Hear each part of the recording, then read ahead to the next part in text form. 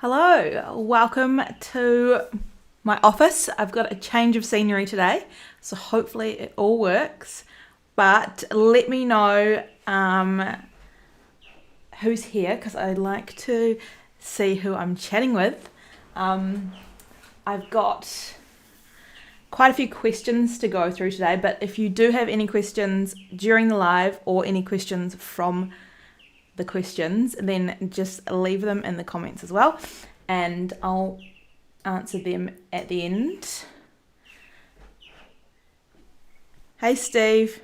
Oh yeah, it's working. I've got like a new setup, so I'm testing that out, and that's always scary because I don't know if it's gonna work or not, but so looks all good so far. Hi Libby. All right, cool. Let me know what you guys have been up to in the garden lately. I have a big update on my garden, so I'm going to share a sneak peek of that at the end as well. I've got a few photos. I have been out in the sun working, so I have burnt ear and just, yeah, definitely seen too much sun over the last few days, but it has been nice. I can't complain. Hi Barry from Queensland. All right, I wonder how the weather's going over there. We have had some 30-degree days. It's been wild, but it has been good.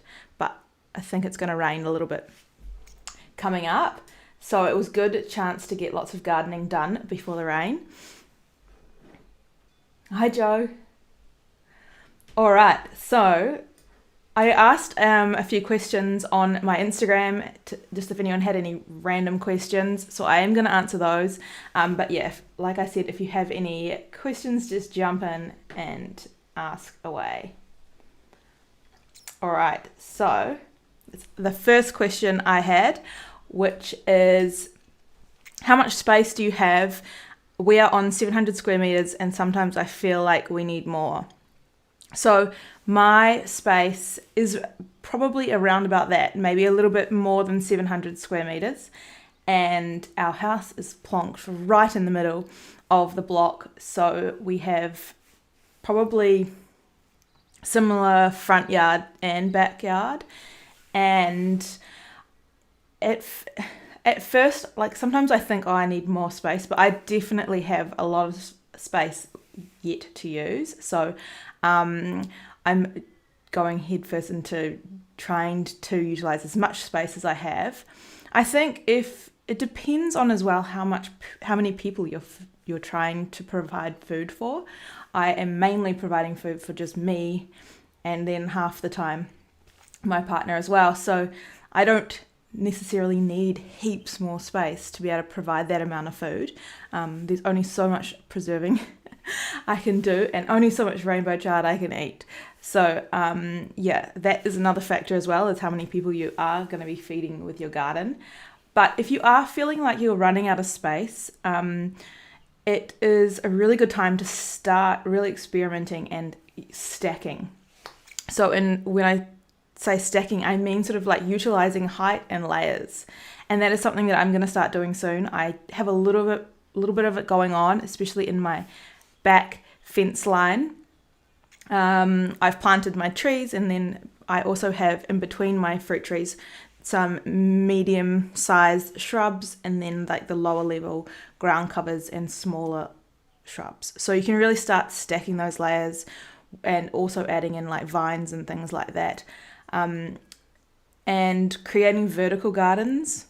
Or even like in some of my gardens, like in my pallet planters, it's obviously just they're about 1 square meter. My pallet planter's a little bit bigger. But on one side, I have a trellis, so I can grow things up one side, and then I still have basically the whole of the other side to plant with tomatoes and corn and all that sort of stuff. So yeah, it's just starting to really like, I guess, just experiment and to try and maximize the space that you do have available. I think it is good to get all of those experiments out of the way when you are on a small scale, because when you do get to have acreage and heaps more land, I guess the mistakes are going to be probably on a bigger scale. So if any of you have land, or Steve's got 8 acres, so let us know. Let us know if you have sort of found that as well. You're making bigger mistakes, or you obviously have bigger successes as well. So it goes both ways. But yeah, if you do have that land available, then just maximize it and just try and experiment and see what you can get out of it. I think that's part of the fun, is problem solving.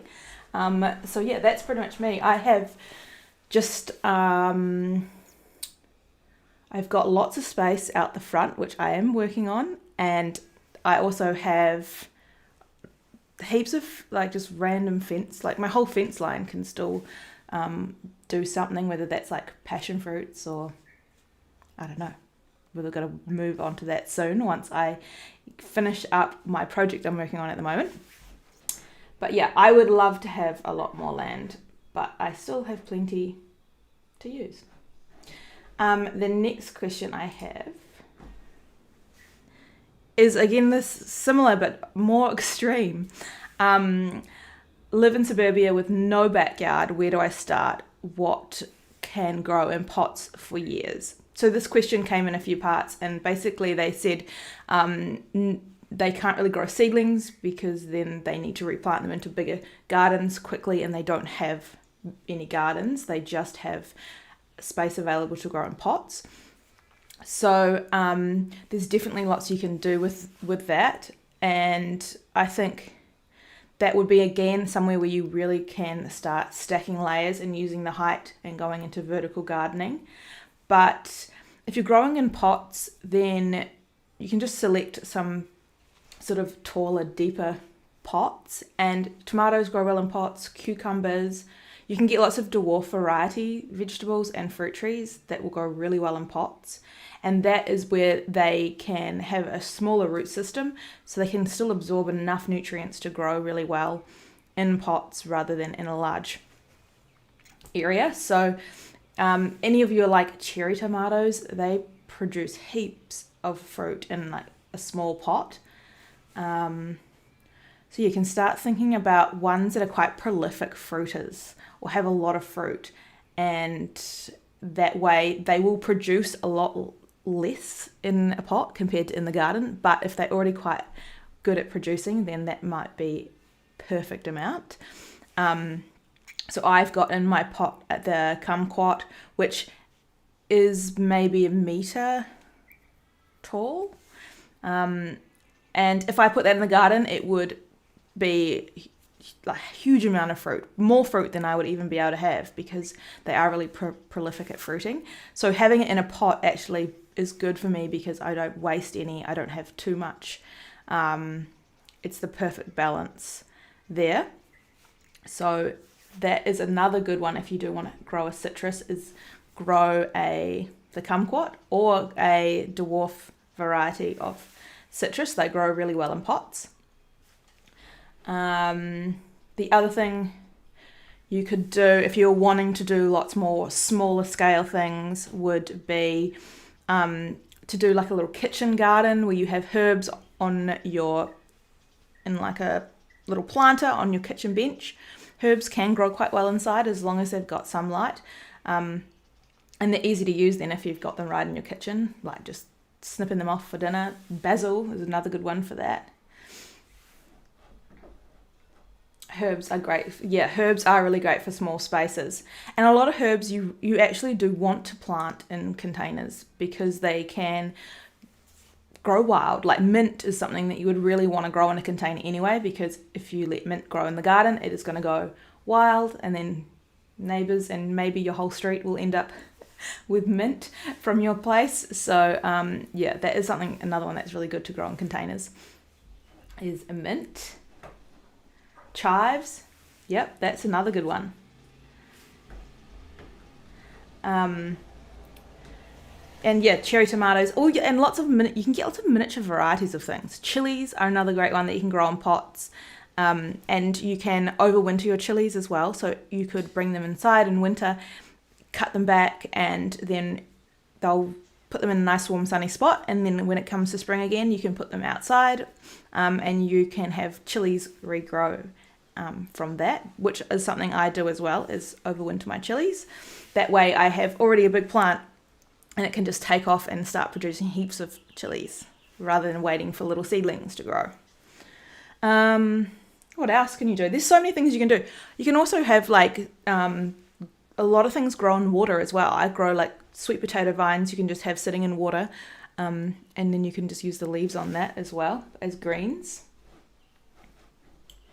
So I hope that answers your question, but otherwise let me know, and I can also put together like a little post or something on these questions, because they are kind of similar with the small backyard thingy going on. So this was another question I got, which is, my lemons go soft and soggy after dehydrating. It's super humid at the moment. Can I freeze them? So yeah, dehydrating can be really tricky in humid weather. I guess what you could do, there's not really anything you can do about it. If it's humid, as soon as you take them out, you've got to let them cool down so they're not hot when you put them in the jars. Otherwise, they're just going to sweat.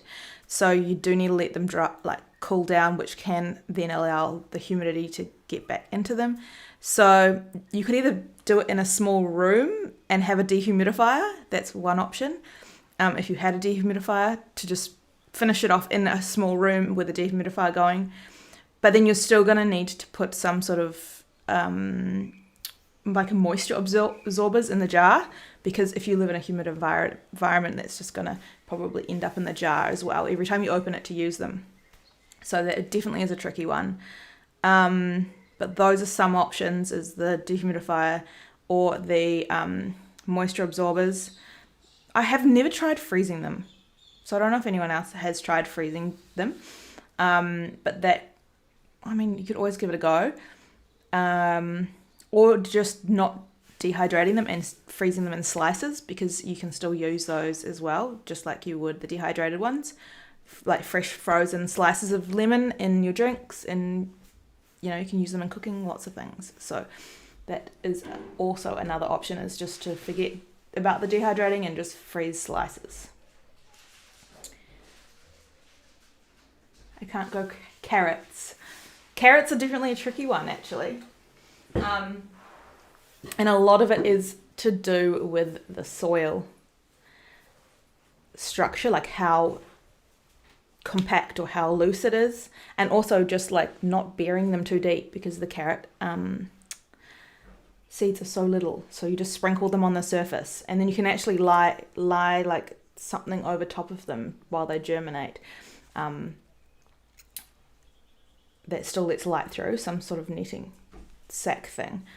So we could do something on carrots, because they definitely can be tricky. All right. Hi, boy. He's coming in. You want to be on the live too? All right. So how many fruit trees do you have? I actually don't know. My count was 15-ish. 15, 16. I don't know if I think I've bought a few new ones since then. So maybe I have 17. I have to do another count, actually. I should have been more prepared on that one. But I have got a few more. Oh, gosh. Tama. He's kicking my lights. And that's okay.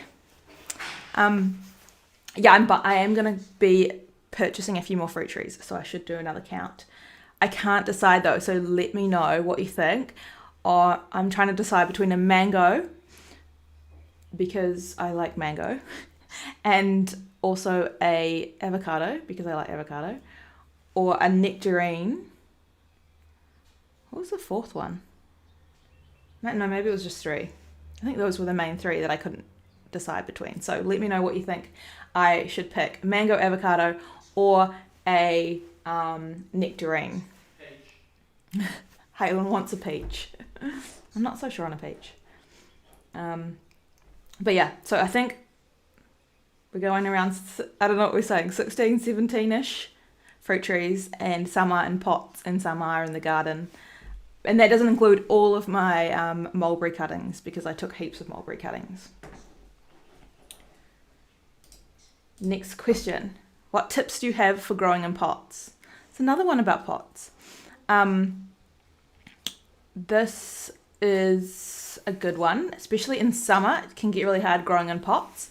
So my tips for growing in pots would be get some ones that are large enough, like try and get large pots, because the smaller the pot, the quicker it's going to dry out and the quicker the nutrients are going to get used up by that plant. So try and get some larger pots. Also try and get some mulch on the top as well to stop them drying out, because that is probably one of the biggest things, is they dry out quickly. And also put something underneath them so that the water can drain out, because again, it's just as important not to let them get soggy. So put a container underneath them that you can, so then you can allow them to drain out. And sometimes you want to lift them up a little bit as well so they can drain out. What are the tips for pots? I guess if you get black pots as well, they're going to heat up a lot faster than if you got some sort of like terracotta pot. And yeah, just feed them. You're going to have to, because they only have access to a certain amount of nutrients, whereas like in the soil, they do have access to a little bit more nutrients. So just feed them more regularly than you would your garden. And I like to feed most of mine with like a liquid seaweed fertilizer. And you can do that every few weeks, every month, depending on, some plants don't like as much nutrients as others. Yeah, those are probably my tips for growing in pots. What else we got? Fruit trees for urban gardens. Again, this is kind of similar to the other one, which was like, if you don't have a lot of space, then you can grow more prolific fruit trees in pots, because the amount will be reduced, but you'll still get a decent amount. So yeah, I've got a mulberry growing in a pot, which is pretty good. Dwarf citrus, or like dwarf nectarines. It is really good to get those sort of varieties that can have smaller root systems but still produce really good fruit. But you can grow most things, I think you can, as long as you feed them regularly. Like a feijoa still will do well in a pot as well. Maybe you just need to have a few more if you want to get a decent harvest, because they will have obviously a reduced harvest being in a smaller pot. What other fruit trees are good for urban gardens? Yeah, I think mainly citrus I would do. Also feijoas, yeah. Things as well that fruit every year, because not all fruit trees will fruit every single year. And I was reading more about the mango as well, because I want to get a mango, and I was reading that they do fruit more heavily one year than the next year. They will have a reduced amount of fruit, if, maybe a reduced amount, or even sometimes not any, because they're more biennial. So as well, that might be something to consider as well, is are they going to fruit prolifically every year, or are some years going to be a little bit less than others? Thornless raspberries in a pot. Yes, I need to get raspberries too. I want to get raspberries. Berries are really good for urban gardens. Blueberries do really well in a pot. I personally haven't had any success with blueberries, but a lot of people do grow blueberries successfully in pots. So yeah, berries would be another good one for an urban garden. I have a miniature peach tree in the first year. 20 peaches. Oh my gosh.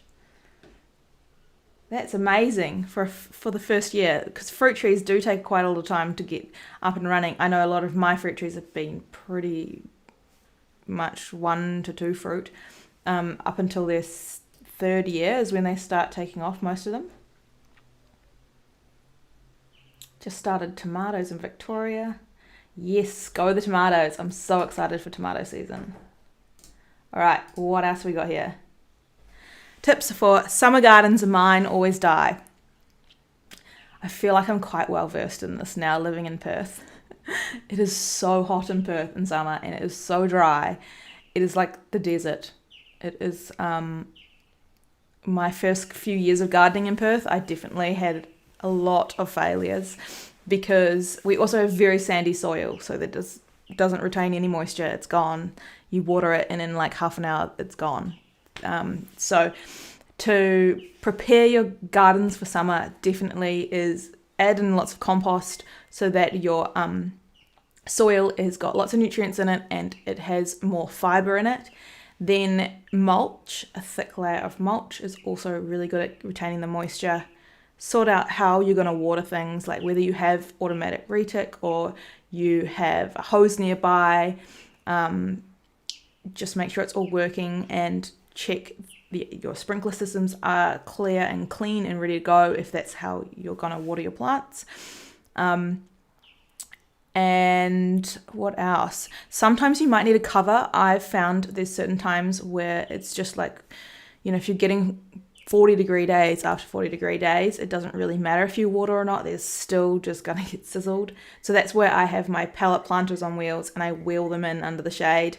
But if you can't do that, if you have things in the garden, obviously, it's either plant things for shade, so if you have some shade trees, or rigging up some sort of shade for those really hot days can also be really useful as well, with some temporary shade cover.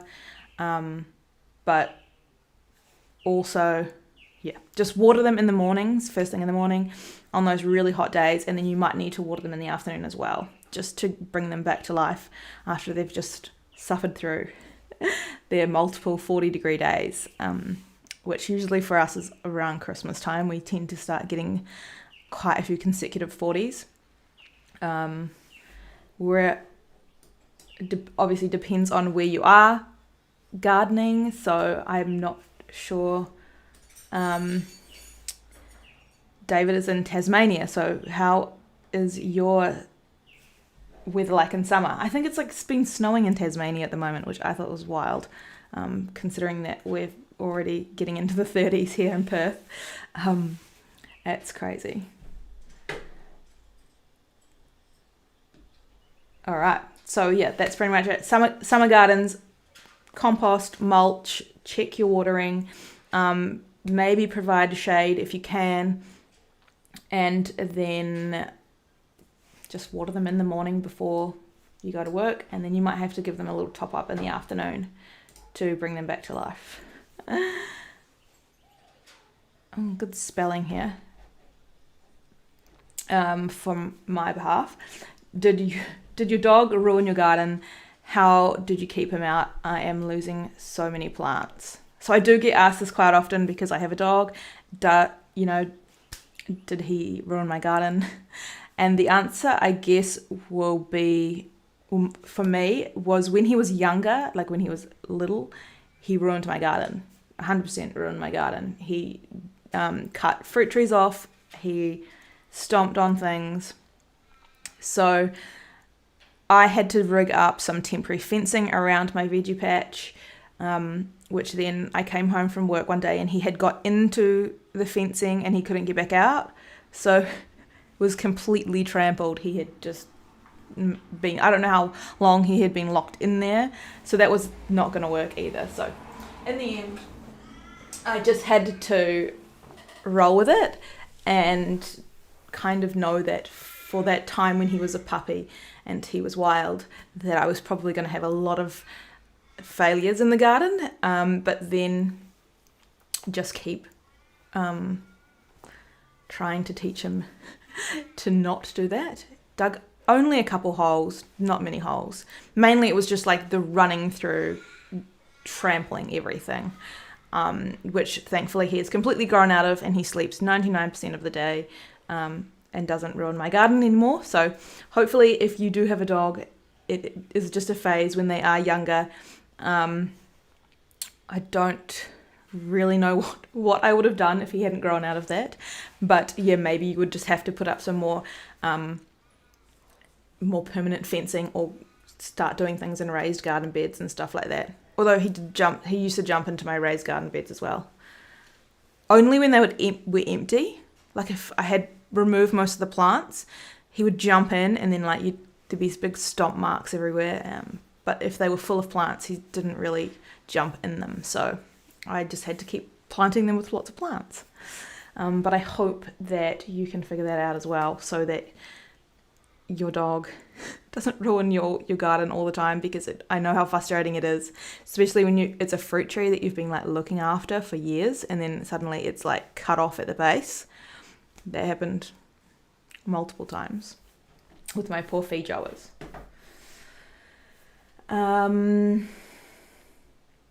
Yeah, well, that's pretty much all the questions that I got asked when I put the question box out on Instagram. So if you are watching and I have answered those questions, I hope that you have got some sort of tips or something that you can take away from those. And if you do have any other questions, definitely chuck them in the comments. I'll make sure I check those out now. But I do have another little sneak peek to show you about what I've been up to in the garden. It has definitely been a busy few days. Not really intentionally either, so it was a little bit spur of the moment. So I did try and capture as much as I can, and that will be in my next YouTube video.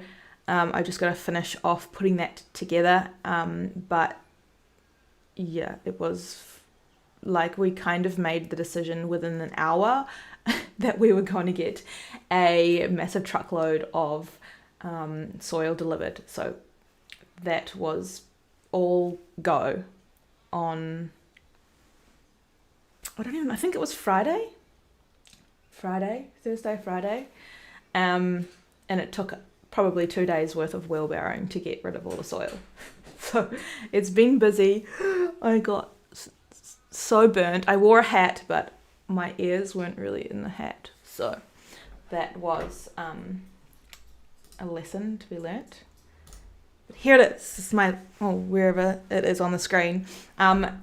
The sneak peek, which is my front yard veggie patch, and a whole truckload of soil, which had a lot of poo in it and smells very strong. So my neighbours are probably hating me right now, because it still smells like poo all in my front yard, and then I've now trucked it around the whole garden because I had so much. I think they gave us more than what we had ordered because there was a lot. But now all my gardens have been topped up with soil. All my planter boxes have got extra soil in them. They're all ready to go, so I just need to get them mulched so that I can keep that moisture in over summer. But it's so exciting. I'm so excited to have more growing space, and I can't wait to show you that as we go along, because I'm going to start planting it in the next few weeks with all the seedlings that I've been looking after and growing. So there's lots of planting to be done. Just because we did it so spur of the moment, I have a few things to sort out in terms of the watering, the mulch. I do want to get some automatic watering systems in place, because when we go away, if you even go away for one day in summer, things pretty much die. So I kind of need to get that sorted before I jump straight into planting, which is what I want to do. So yeah, that is coming soon, which I'm super excited about. But yeah, let me know what you guys have got going on in your garden. Spring is always such a busy time for gardeners. It's full on. Like, you want to get all your plants, seeds planted, your gardens re-mulched and more compost put in, make sure your watering systems are going, and just plant more things. Tasmania is very like New Zealand weather, I think.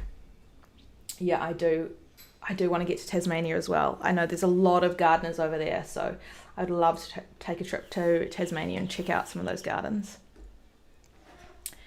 All right. I'm just double checking at these comments to make sure I haven't missed any questions. Vinegar on old clothes in the garden to keep dogs and cats out.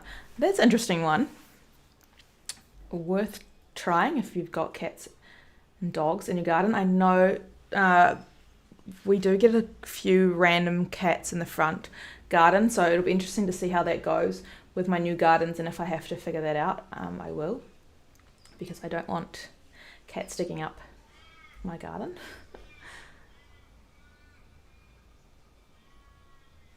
All right. Well, thank you guys for joining me. It's a little bit of a quick one today, but I just wanted to jump back on. It's been too long since I've done one of these lives. I was getting on such a roll, and then things got busy, and the lives sort of fell off the bandwagon there, but I will try and get back on here more regularly. I know with the time difference now as well, with the rest of, I think it's most of Australia and New Zealand having daylight saving and we don't, the time difference is a lot bigger now, so I'll try and figure that as well. Might have to do it a little bit earlier so it's not so late at night for my New Zealand friends. But yeah, I hope you've all had an amazing weekend and you've managed to get some gardening done. And I will see you back here for another one. I will try and get that loaded. We might still have another few weeks off lives, but I have got some videos that I'm going to get out, especially that front yard garden and the planting. So those will be coming up soon. But thank you for joining me, you guys, and I will see you next time.